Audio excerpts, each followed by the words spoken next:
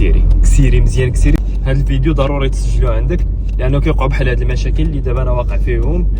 ورد البال بارفوا كتكون صايبت شي طوموبيل كتكون مانيوال حتى كيلصق ليك لومبرياج كيلصق، كتكون واقف مثلا في الفروج كتجي كدوز برومي ما يدوش لان اللومبرياج كيلصق لك اللور. هادشي اللي بقى لي دابا، ديك الساعه ما كتعرف ما دير كتلف.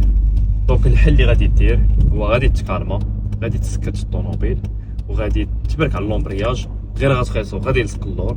غادي دير دوزيام، من غادي دير دوزيام تجي ديماري الطوموبيل تحس بها كتدفع. من تبدا تدفع غادي كسيري مزيان كسيري الطوموبيل غادي تقلع.